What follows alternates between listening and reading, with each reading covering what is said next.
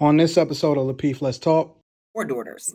And I would still go to college. But then I would, like my friend, come back home and work from the family business, especially if it's something that I didn't mind doing or was passionate about doing, which they all are. So I have no problem with that. You know what I'm saying? Like if it's something that I want to do and it happens to be my family business and I'm already have a certain level of direction there, then it's like just go with it. You know what I mean? Until it's not, I mean, once you're older, you can when you have your own, you can transition or take a different position at the company or whatever you wanted to do. But I think if you have everything set up and you don't have any soul wrenching ties to anything else or talents or passions or whatever, then it's like, why not? My bad, Jay. What's going on, Zoe? Welcome to the show, brother. Hey. How you doing? Happy Are you Thanksgiving, Haitian, bro. though, before we start? What you say, Kayla? Not a Haitian. He's Sock Haitian. passe. Is it a Zoe? Hey, you know what I mean? So, because he said just another Zoe, so I'm thinking he got to be Haitian. Yeah, Kayla, I'm you right Haitian? on my head. What Oh, shit, happened? I didn't know that. Oh, yeah, but thanks for paying attention. Passe. Oh, Nabule. Yeah, he Haitian.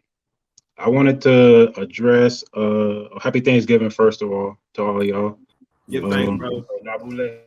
I did want to address a point that I believe Q made earlier, maybe like 2 points that she made, where she addressed her parents being strict, something, with my Haitian upbringing I can relate to.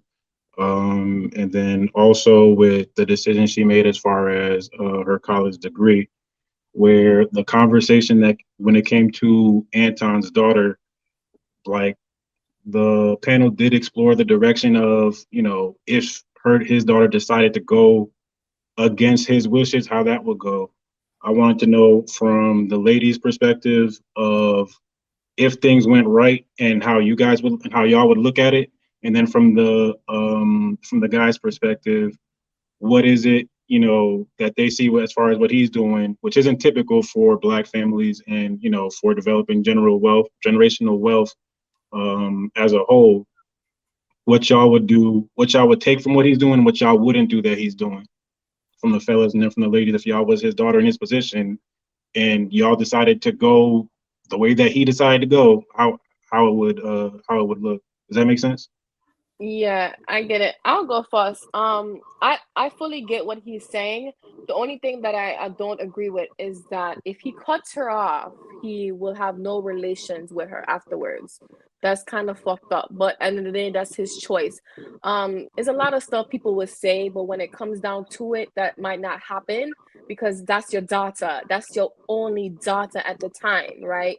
So I get the whole point that you want to cut her off because I've been cut off, but my parents were strict, and I'm grateful my dad was strict on all me and my siblings because we are successful in our own ways, right? We didn't end up down no wrong path and any of that nature. So I'm going to take those same strict values and instill them in my kids.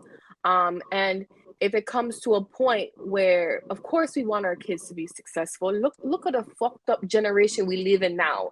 So imagine in 10 years, 15 years, when the kids are grown, what it's going to look like. I don't think this generation is going to look any better. So of course, I'm wanting to be strict on them. But if I have to cut them off, I will cut them off financially, but they will still be my child. I would not cut off that relationship.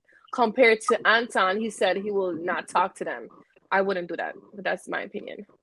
I'm asking a different question from what I'm asking from the ladies and from the guys. So what I'm asking for the guys is kind of what you were just giving, like what you would and wouldn't do as a man in that situation. But from the ladies, what I'm asking specifically is, how do you think it would look if you were in his daughter's shoes and you just did go with the plan that your father had before you, versus where the conversation already went, which is, what if she says no? What if she says, I'm going to go this route? And, that's a really big reality for women and for people in my family specifically. So I've seen how that played out, but then I've also seen where it plays out for women who just did do what their father had planned out for them in the way that Anton, is trying to do for his daughter. which I'm not going to say whether it was right or wrong, but I do think that there's, good things to take from it and bad things to take from it. From the men's point of view, as far as being fathers raising their daughters, and then from the women's point of view, being that daughter. In your case, Q, specifically, what you were saying was that your dad was strict. He wanted you to go in one direction, and then you went in a different direction, and you got your psychology degree, which I'm glad you kind of did, because now you're here on the panel, and, I get to see you, and, everybody get to enjoy your presence. But the point being, well, that. Now, the point being, I didn't get cut off because of my degree. I got cut off because I had tattoos. So let's just clear that up. The black we live. No. I was moving into my dorms. I think the second semester, and I bent down a little bit lower, and he saw one of my tattoos. So my dad was like, "Never mark up your body." And I already had about 6 tattoos. I was just hiding them really good. But now I got 15. But but he didn't like me getting my degree in social work anyways. He didn't like my transition in. He wanted me to stay in oil and gas anyways right now. But I transitioned to the financial world. So, and whatever it is, sometimes you got to go against the grain, what you feel is right. My dad didn't grow up in college. His years was experience in oil and gas for years. So he doesn't know this business side that Anton knows. So if I was Anton's daughter, and he has the game of what reality is now, especially in the States, honestly, I wouldn't even go to college. I got Anton right there. Well, I need to go to college. So I wouldn't even go to college if I was Anton's daughter. I would just accept whatever he got bringing in businesses, honestly. Okay. So for me, if this relates a lot to a good friend of mine I went to college with, who came from a family lineage, same as Anton, grew up a certain way, blah, blah, blah. He had 4 daughters. And I would still go to college.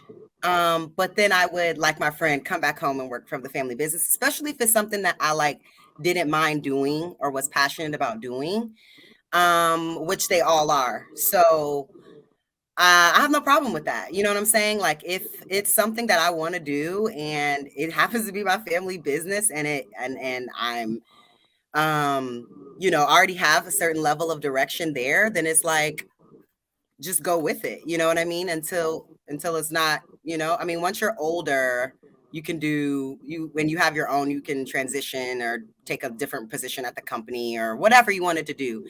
But I think if you have everything set up and you don't have any soul wrenching ties to anything else, or talents or passions or whatever, then it's like, why not?